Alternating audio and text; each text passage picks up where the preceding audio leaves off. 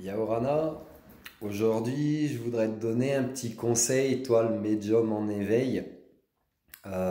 Certains endroits en fait où c'est pas conseillé pour toi d'y traîner.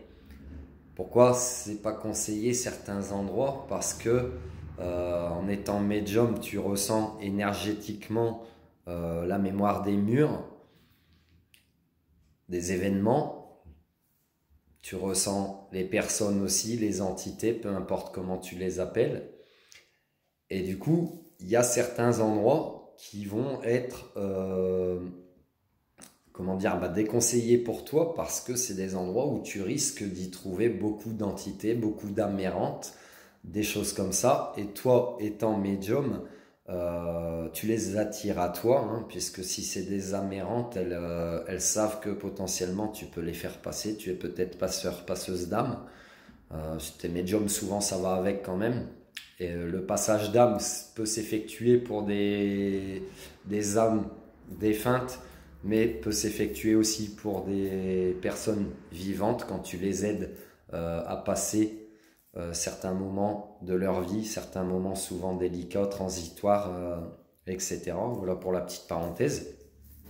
Et du coup, dans quel genre d'endroit, un, deux, dans quel genre d'endroit, toi le médium, tu c'est pas conseillé pour toi d'aller?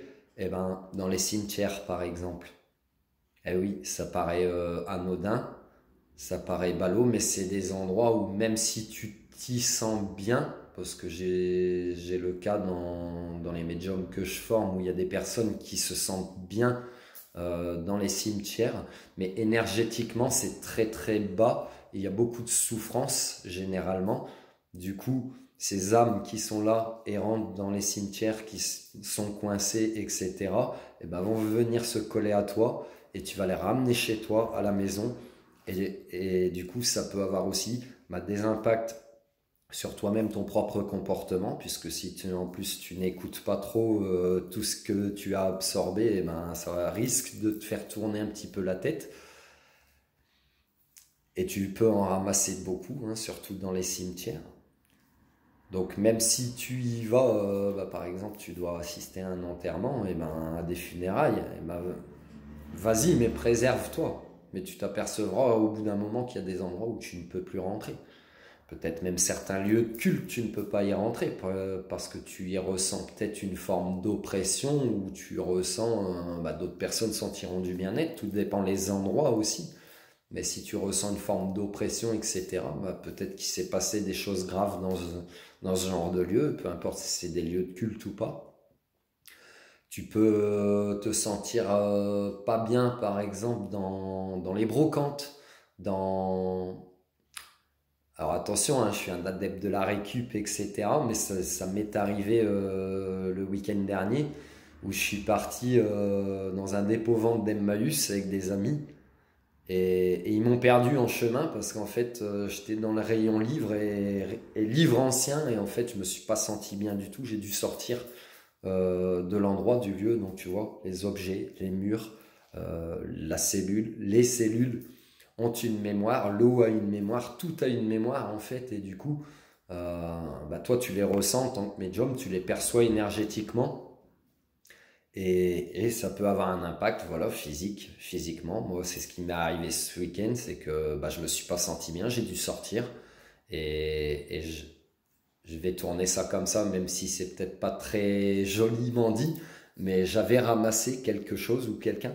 Voilà, j'avais ramassé quelque chose ou quelqu'un parce que j'ai dû me faire un soin en sortant et un soin que j'ai ressenti qui m'a enlevé beaucoup de choses négatives. Tu peux peut-être aussi être attiré beaucoup par, c'est contradictoire quand même, hein, mais tu peux peut-être aussi être attiré par ce que j'appelle les vieilles pierres, donc les endroits, les anciennes maisons, les anciens, les lieux chargés d'histoire, châteaux forts, voilà, lieux de culte, peu importe lesquels, église, mosquée, synagogue, ce que tu veux, temple bouddhiste, etc. Tu peux être attiré par les maisons abandonnées. Tu te balades et puis tu vas tomber sur ton chemin, il y aura une maison abandonnée et tu vas être attiré, attiré, attiré pour y aller. Maintenant, vas-y pas. Vas-y pas en fait.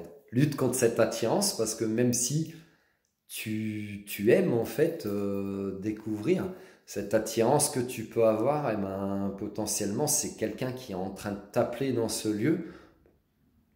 Il est peut-être prisonnier, mais tu sais pas, donc pour te préserver, n'y va pas. De toute façon, ce n'est pas à toi d'aller au contact des défunts, comme je te l'ai souvent dit aussi dans des vidéos. C'est eux qui viendront toujours à toi. Donc s'il y a une forme d'attirance, c'est comme si pas on te fait de la magie, mais presque en fait, viens à moi, tu vois. Et en fait, ça doit pas se passer comme ça, puisque un défunt, si, tout comme un vivant, s'il a besoin de toi, de tes services, de tes compétences, etc., la personne, elle se pointera et elle te fera sa demande, tout simplement. Donc après, c'est peut-être par ton besoin de solitude que tu t'es retrouvé souvent dans des endroits isolés, abandonnés, etc. Mais sache que tous ces endroits que je t'ai cités dans cette vidéo sont des lieux potentiellement chargés, que ce soit événementiel, de vécu, ou que ce soit des âmes qui y traînent en fait. Donc préserve-toi. Si les gens doivent venir à toi, qu'ils soient défunts ou qu'ils soient vivants, ils viendront à toi. Tu aimes les endroits isolés, eh bien, va dans la forêt, va sur la plage, des petites criques que tu connais, va dans des petits endroits de nature comme ça. Mais ce genre de lieux, quand tu les ressens pas, ou si tu ressens trop d'attirance, au contraire, mais ce qui est illusoire, eh ben si tu les sens pas, vas-y pas, quoi. Vas-y pas, parce que tu vas ramener des choses avec toi, pardon pour les choses, tu vas ramener des entités avec toi, des âmes avec toi. Et je te conseille aussi souvent dans d'autres vidéos, et je te le redis encore une fois, eh bien trouve ta façon de fonctionner, tes moyens, tes méthodes de purification pour toi qui te mettent bien, et fais-toi des soins. Voilà, j'appelle ça des soins, mais purifie-toi ou fais-toi des soins ou fais-toi faire des soins très très régulièrement, parce que médium, tu ramasses beaucoup, et en ramassant, ça t'impacte dans le sens où les histoires des autres, elles n'appartiennent qu'aux autres, et du coup ça peut te plomber, énergétiquement tu peux recevoir beaucoup de négativité, beaucoup de tristesse, beaucoup de colère, beaucoup de rancœur, voilà, donc beaucoup de négativité sous toutes ses formes, et du coup tu vas ressentir peut-être peser sur tes épaules comme ça, mais ça t'appartient pas. Même si tu peux aider, même si tu es là pour ça, ça ne t'appartient jamais. Donc délaisse-toi de ce poids que tu portes qui ne t'appartient pas. Tu vivras beaucoup mieux ta médiumnité. Évite les endroits que je viens de te conseiller d'éviter. Après, tu fais ce que tu veux. Tu as envie de tester, eh ben teste, tu comprendras. Si je t'en parle, c'est parce que je l'ai expérimenté. Voilà.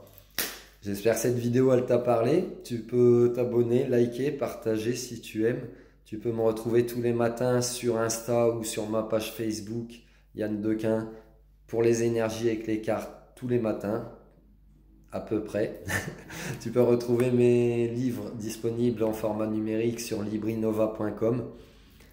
Il y a un livre qui traite de l'empathie pour t'apprendre à la gérer, de l'hypersensibilité, hein, etc. T'apprendre à la comprendre, à la gérer, à mieux la vivre, à mieux l'appréhender. Un autre livre aussi qui vient de sortir, Guerrier Arc-en-Ciel, relève-toi, qui traite du sujet sur les médiums en éveil, pour comprendre aussi, pour mieux vivre, mieux appréhender ta médiumnité, tes capacités, parce que la médiumnité est un terme au sens large, c'est un éventail où tu as de multiples capacités, mais c'est à toi de trouver lesquelles te correspondent le mieux. Voilà. Sur ce, prends soin de toi, passe une belle journée, je te love.